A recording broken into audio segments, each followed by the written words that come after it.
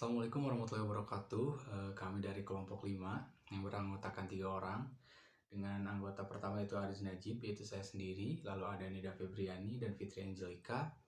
Di sini kami akan menjelaskan sebuah materi mengenai pengembangan bakat, minat, dan kreativitas peserta didik. Untuk penjelasan yang pertama, yaitu mengenai pengertian minat dan bakat. Menurut Kamus Besar Bahasa Indonesia, pada Kamus Besar Bahasa Indonesia atau KBBI, bakat adalah alat atau tanda-tanda bahwa sesuatu yang akan terjadi.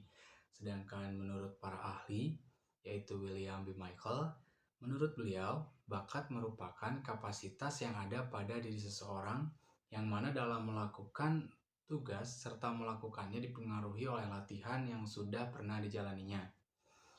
Lalu, di sini saya akan menjelaskan strategi untuk mengetahui minat dan bakat peserta didik. Di sini terbagi dalam 3 step. Step yang pertama yaitu strategi bagi orang tua agar mengetahui bakat yang dimiliki oleh anaknya. Yang kedua adalah membangkitkan minat. Dan yang ketiga adalah melakukan tes bakat. Selanjutnya, saya akan menjelaskan macam-macam bakat. Yang pertama, ada bakat umum.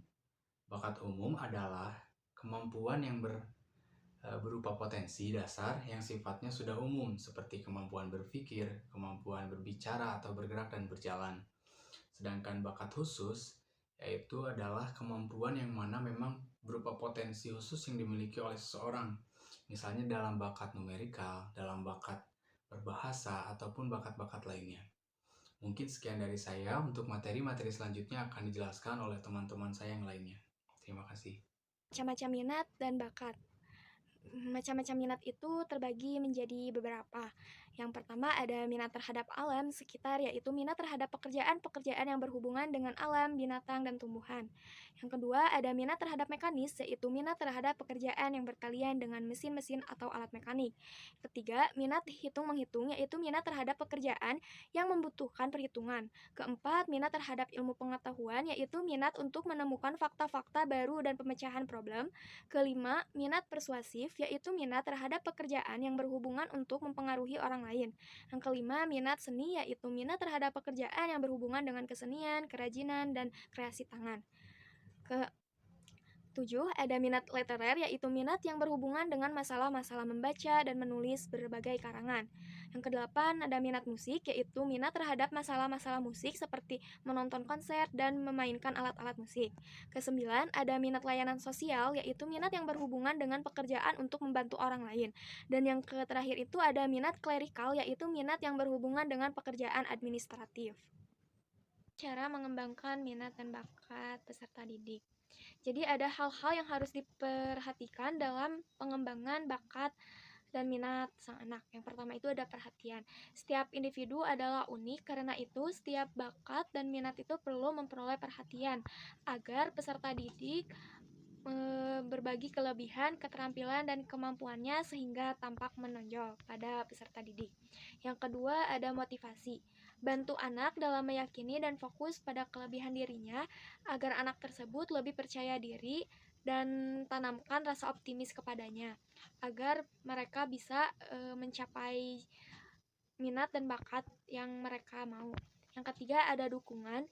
Dukungan sangat penting bagi anak, selalu beri dukungan terhadap mereka dan yakinkanlah kepada mereka untuk tekun, ulet, dan latihan terus-menerus sehingga apa yang mereka inginkan tercapai. Yang keempat ada pengetahuan. Perkaya anak dengan berbagai wawasan, pengetahuan, serta pengalaman di bidang tersebut. Yang kelima itu ada latihan. Latihan terus-menerus sangat baik untuk perkembangan bakat dan minat pada anak. Yang keenam ada penghargaan. Berikan penghargaan dan pujian untuk setiap usaha yang dilakukan anak. 7. Sarana prasarana. Sediakan fasilitas atau sarana yang menunjang dengan bakat anak. 8. Lingkungan. Lingkungan juga ikut mempengaruhi perkembangan bakat sang anak. Karena itu usahakan anak selalu dekat dengan lingkungan yang mendukung bakat anak tersebut. 9. Kerjasama. Kerjasama antara orang tua dan guru itu sangat diperlukan karena mengingat waktu anak di sekolah itu hanya sedikit dan waktu anak di rumah itu sangat banyak.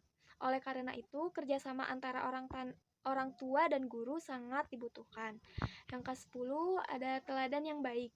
Mengingat sikap anak yang selalu meniru, maka teladan yang baik sangat diperlukan. Selanjutnya ada cara memfasilitasi bakat dan minat anak. Cara menyalurkan bakat dan minat anak yang ada adalah dengan memfasilitasi bakat anak tersebut.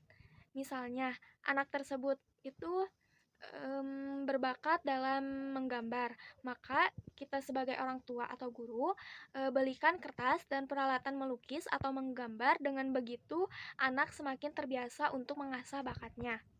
Selain itu juga, guru sebagai fasilitator harus menggunakan pendekatan belajar aktif atau active learning, yaitu guru mendorong peserta didik menemukan makna sendiri melalui pemecahan masalah secara real agar peserta didik dapat mengonstruksi pengetahuannya sendiri.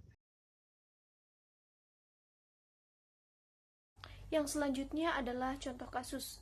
Berdasarkan penelitian Indonesia Career Center Network atau ICCN, pada tahun 2017 ditemukan sebanyak 87% mahasiswa Indonesia mengaku mengalami kesalahan dalam memilih jurusan.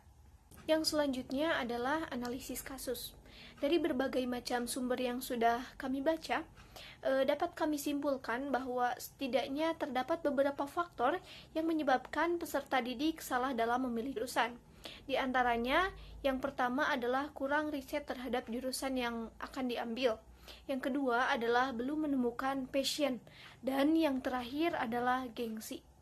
Yang selanjutnya adalah dampak kesalahan dalam memilih jurusan. Nah, dari penelitian tahun 2019 di Vietnam menunjukkan bahwa latar belakang pendidikan yang tidak selaras dapat semakin menyulitkan masyarakat di negara berkembang untuk naik kelas secara ekonomi. Dikarenakan ketidakcocokan ini bisa membuat mereka mendapat penghasilan yang lebih rendah dari pekerjaan lain.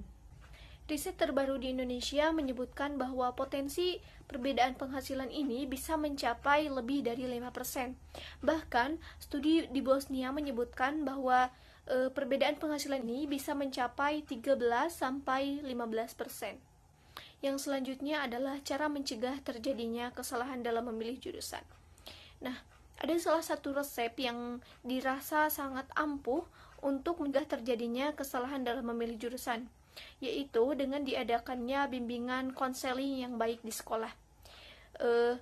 BK selain sebagai pusat pendampingan aspek kesejahteraan siswa, layanan ini juga bisa berfungsi untuk membantu para siswa memilih kegiatan ekstrakurikuler, program studi yang akan mereka pilih nantinya di saat kuliah, dan menetapkan penguasaan karir yang sesuai dengan minat, bakat, dan juga ciri kepribadian lainnya. Cukup sekian penjelasan dari kelompok kami. Kurang dan lebihnya mohon dimaafkan.